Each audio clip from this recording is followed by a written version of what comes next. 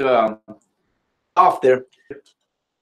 We're back on, trying to keep us out. So what I was my lesson today, I know we got knocked out, like I said before. I'm also broadcasting on our new channel, Latin America, Isupk Latinoamerica. We're going to be broadcasting from there, Isupk Latinoamerica, or anything like that. You can always reach us there and exchange what we're talking about today. We're proving how I'm showing how Black, the Hispanic, and the Native Indian, how we are one nation. The fight of Issachar, struggle, the fight of Issachar, because Chicanos are Issacharites. We've been fighting this fight for a long time. It seems like it's been a struggle for the Chicanos, the Chicano movement in El moratorium. I bring up this subject of the moratorium and how Chicanos struggle. How we were the same way the black man was marching.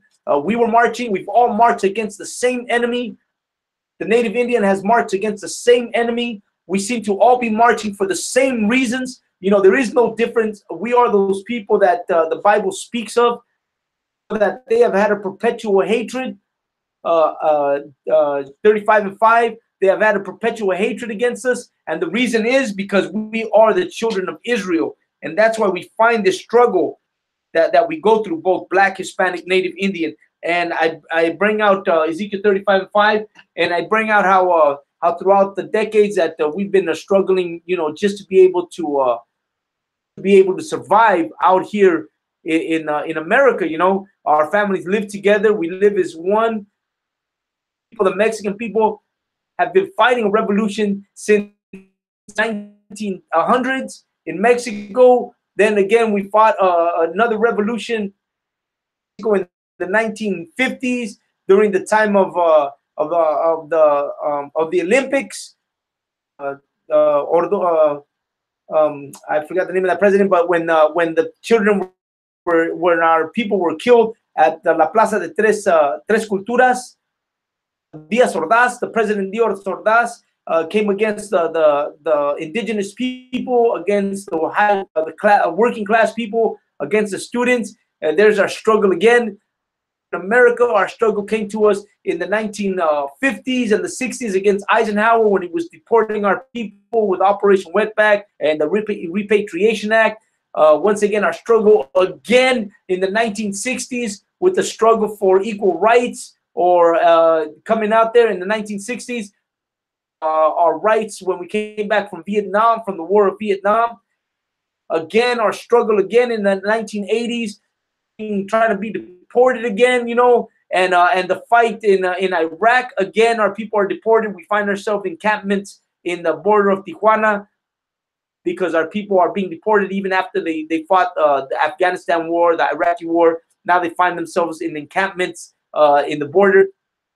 In that struggle of equal rights since a long time ago, just the same way the Black, Indian have also had the same struggle for the same rights. And the thing is that, once again, this fight is against the same people, the Black and the Hispanic and the Native Indian. They've been doing this to us for a long time. Entonces, lo que doy a entender es de que el negro, el hispano y el indio americano han estado luchando la misma lucha, y la lucha que ha peleado nuestra gente es la lucha de igualdad, para vivir mejor, o para en contra de la opresión, ¿verdad? De hecho, a nosotros, el negro peleó su guerra para sus derechos. Los chicanos, los mexicanos, igualmente hemos estado peleando. Peleamos en México la revolución, peleamos en la Plaza de Tres Culturas, peleamos contra los gobiernos de México, peleamos aquí en Estados Unidos, peleamos. Está pasando en el tiempo de los chicanos, en el tiempo del moratorium, cuando César Chávez pelea a la gente por la igualdad. En los 60s, cuando los policías estaban matando a los chicanos, que tuvieron que salir para parar la masacre de los mexicanos en Vietnam y los que estaban regresando. Durante la Guerra Mundial II, cuando regresaron los mexicanos a Los Ángeles, y los Zoot Suits, que le dicen los Zoot Suit Riots, que estaban matando a los Zoot-Suiters, golpeando a la gente. Igualmente hemos pasado por lo mismo. Indio americano han estado pasando. Nosotros somos la misma raza, por eso nos pasan las mismas cosas. Al indio americano le han quitado sus tierras, los han quitado de sus tierras, igualmente que a nosotros han hecho lo mismo. Mencioné a López Tijerina, que fue el hombre que estaba peleando por los derechos de los mexicanos que vivían en los Estados Unidos. Nos habían quitado y nos quitaron nuestros derechos de nuestras tierras, de tener una educación, nuestros derechos de vivir bien como deben de vivir la gente en nuestras propias tierras, a mantener nuestras tierras porque nos las quitaron también. Y todo esto han sido los derechos que nosotros hemos estado peleando. Ahora lo que pasa es que nuestros padres y nuestras madres, lo que estamos diciendo nosotros, y nos dicen, pues estás loco, hijo, eso no es para ti, eso es una cosa que eso no es cierto, eso ya está pasado. Pero lo que pasa es que lo que está pasado es el recuerdo que eso nos pasó a nosotros. Que nuestros padres y nuestras madres, los gabachos, igual que los anglos, ellos quieren agarrar eso que les pasó a nuestra gente y sacudirla y hacerla a un lado y decir, eso ya está en lo pasado. Pero Dios mismo nos ha dicho que nada de esto se nos va a olvidar. Recordarnos que estas cosas nos han pasado a nosotros. Y nosotros, en la Escuela Israelita de Sabiduría Práctica Universal, somos los hombres y las mujeres que no vamos a dejar que la historia de lo que nos pasó a nuestra gente sea echada por el olvido. Nosotros no podemos dejar que esto se vaya al olvido. Nosotros tenemos que recordar a nuestra gente que esto nos pasó a nosotros. Dice la Biblia, ¿verdad? Capítulo 28, 50, una nación iba a venir en contra de nosotros y no iba a enseñarle favor ni al viejo ni al joven. Nos iban a destruir parejos. So, what I'm saying to my people is that, you know, we're a nation, the Issacharites are a nation that have been struggling problems that the black and the native Indian have been struggling with. We've been going through this struggle for a long time. Our people have been destroyed. And the problem is that today, when you speak to our parents, most Mexican parents forget that. They'll tell you that that's not relevant anymore, that's something that happened in the past and that we should let it go and get a job and you know, just live comfortably, you know, get a car payment, you know, go get a car and pay your car and be happy. But hey, we're the men, we're the women, and we're the men and the women for to say, allow this to just pass us by. We will not sweep this history. We will not be the generation to let our children forget that this happened to us. Most of our parents didn't give us any education in the 70s or in the 60s or in the 50s. They did not want to talk about problems, the atrocities, and all the that happened to them and that happened to their parents. They wanted us to forget it just the way the white man wants us to forget history. And he wants to rewrite history at his own convenience. We're here in the Isupk talking about the history of our ancestors. And we're going to prove out of the Bible that we are, that the Lord has chosen native Indian Israel. And Deuteronomy 28, right? Nations, person of the old, nor show favor to the young. And that's what happened to the black and the Hispanic and the native Indian. Favor for the old or the young. So today, if you kept up with me, you know, these were people getting beat on the street, their homes being taken, their neighborhoods being destroyed, just as they are today. And you know what? What goes around comes around. Our elders or our parents are telling us, oh, you know what? That, you know, the Christian church, you know, that's in the past. Let's pray. While you're praying in your goddamn Christian church, our neighborhoods are being gentrified, being pushed out. The Mexican people that lived in that area are being pushed out of Boyle Heights and being pushed into other areas, and their neighborhoods are being destroyed while you're at your school, at your church praying. Doesn't hear your prayer, right? Of course not. Because if you heard your prayer, we would not have been going through what we've been going through all these decades, through all these centuries. Le has ido yendo a la iglesia católica y a la iglesia cristiana y has estado orando según tú, haciendo tus, ¿qué son tus himnos a Dios? Y ¿sabes qué? Dios no te ha escuchado para nada. Tu casa como la tiene problema. Y muchos de los latinos lo que pasa que como tienen su casa ahorita, ellos piensan que todo está bien, pero ¿sabes qué? Tú batallas al fin del mes para pagar esa casa.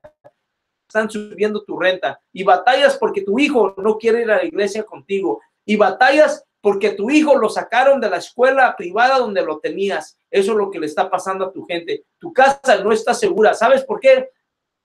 No está escuchando tus oraciones. Y el pastor que te está contando, lo que te está contando es un mentiroso. Y toda la escritura que te da son escrituras que ni él sabe lo que está hablando. Tu pastor no te ha dicho que tú eres de las 12 tribus de Israel, es porque tu pastor no sabe de lo que él está hablando. La iglesia católica y la iglesia cristiana son la misma enfermedad, son la misma gente que llegaron a tu país, destruyeron a tu gente, destruyeron a tu país, quitaron tus recursos naturales y te tienen a ti como títere, todavía creyendo en un Dios blanco, en un Cristo blanco, en una Virgen María, en una Virgen y unos santos, todos los santos que tienen ellos. Los santos no te han ayudado para nada. Tú piensas que estás bien, pero la verdad es que no estás bien. La verdad es que estás equivocado en lo que tú crees. Cristo, a lo que te han contado, que destruyeron a tu país desde el día que llegaron a este continente. Esa religión que tú le llamas cristianidad y catecolismo o los católicos, lo que tú le quieras llamar, te ha puesto en un sentido dócil donde tú no eres capaz de decir nada más que dar tu diezmo. Sigue dando tu diezmo, sigue dándole a la gente que te está robando, porque sabes que eso nomás para eso sirven ellos. Y déjate, voy a decir, capítulo 28 y 49. Si tienes tu Biblia, abre tu Biblia. Yo lo que dice la Biblia en realidad de tu gente y quién eres tú. If you got Mexican people, man, you know, you have been tricked. You are a fool to still believe in that Catholic or Christian church. Those same people that came to your country, destroyed your people, destroyed your economy, churches, took all your people and enslaved them. You continually are praying to these people. You're singing their hymns or their songs, and those people are taking your money and taking you for a ride. That's what I told my people in Spanish. Porque tú estás perdido por la misma razón de siempre. Esta gente está contigo y no está contigo. And we're going into Deuteronomy 28 and 49. I'm saying this because a lot of my Mexican people that are still Seventh-day Adventists, that are still Baptists, that are still all these denominations that are Christian-based, continually refuse to believe the truth. 12 tribes of that they are from the 12 tribes of Israel. Entonces vamos a Deuteronomio 28 y 49. Y Dios va a traer una nación en contra de ti de lejos. And the Lord shall bring a nation against thee from far. ¿De dónde viene la nación de los españoles? ¿Qué nación es esta? Esta es la nación que Dios trajo en contra de ti. This is the nation that the Lord bring against you. ¿Por qué hicieron esto? Porque ellos sabían quién eras tú y que tú eras las 12 tribus de Israel. Let me tell you something, a little historical fact here. Columbus and Cortez came to Mexico with them that spoke Hebrew because they knew exactly who they were going to come up against. In this side of the world were the lost 12 tribes of Israel, and that's why he bring them. And that's how you know that the Black, the Hispanic, Native Indian, we are one nation. The same people that did that to them, did that to us. Today, we're continually fighting for the same reasons, decade after decade. Fighting for civil rights, the Black, the Hispanic, Native Indian. Rights, the Black, the Hispanic, and the Native Indian. Fighting for education, the Black, the Hispanic, and the Native Indian. Won't get gentrified, the Black, the Hispanic, and the Native Indian. We fight for the same causes, the same reasons, decade after decade after decade. You know what we're going to fight for this decade? We are the 12 tribes of Israel. And how are we going to do it? Coming to the Isupk, la Escuela Israelita de Sabiduría Práctica Universal. Así es como le vamos a hacer para despertar a nuestra gente y que nuestra gente levantar la voz y salvar a nuestra gente de este infierno en el que habla, en el que estamos, en el que vivimos, que es el infierno del hombre blanco, de los angloamericanos que llegaron a nuestros países y han quitado todo de con nosotros. Así es como le vamos a hacer para poder sobrevivir esta era en la que vivimos ahora. From the end of the earth, del fin del mundo. ¿Por qué dice que del fin del mundo? Del planeta, o sea, de otro lado vinieron esta gente. It says from the end of the earth. That because a lot of people say that Jesus came to save the world, right? The world. Well, right here it says from the end of the earth. Earth and world are two different words that are being used here. That he bring a nation from the end of the earth, not the end of the world, from the end of the earth. And he came to Mexico, known as Cortez, and he destroyed our country. And where did Cortez come from? From the other end of the earth. That's why it says, from the end of the earth. Entonces, eso fue lo que nos pasó. Fíjate nada más lo que dice. Y dice mundo. Hay dos palabras aquí que son importantes en el libro de Deuteronomio 28:49. Porque aquí dice, nos dice que iba a traer una nación del fin de la tierra. No del mundo, de la tierra. Son dos palabras diferentes, significantes para saber lo que es, porque esa palabra ha sido muy diferente una a otra. El mundo es una sociedad que está en pleno apogeo en su tiempo. El mundo de los aztecas, el mundo del maya, el mundo de los americanos, el mundo de los romanos, el mundo de música, esos son un mundo, una sociedad. ¿Qué es la tierra donde vivimos nosotros? Son muy diferentes. La tierra es el círculo de todos nosotros y vivimos. No te enseña tu iglesia católica ni tu iglesia cristiana. Está muy fácil distinguir qué es una palabra con otra, qué es la tierra y qué es el mundo. Si tú sabes lo que es la diferencia, entonces empiezas a ver que hay una diferencia en lo que Dios te está queriendo decir. No hace errores, Él sabe lo que Él tiene escrito en el libro que Él dejó para que nosotros estudiáramos. Y como vuela un águila, ¿verdad? As swift as an eagle flieth. So, as swift as the eagle flieth, of course, we all know the Romans, the Spaniards, the Germans, all these people, their symbol is an eagle. I mean, it's typical. We know that. That's you can go on a Google search, and that's their national bird, the eagle. So even America has an eagle, right? That's why he's doing that to us, because that's the eagle, as swift as he flieth, flied into America, destroyed the black. Spaniards flew into Mexico, destroyed my people. The French did the same. All these people are the same people, man. They're the same people, descendants of Napoleon. He's the one who went and made the nations what they are today.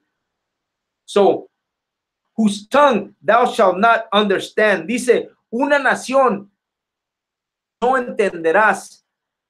Deuteronomio 28:49 dice, una nación cual su lengua no entenderás. Déjate, voy a decir, el azteca, el chichimeca, el huichol, el mexica, todas las naciones, nosotros no hablábamos español.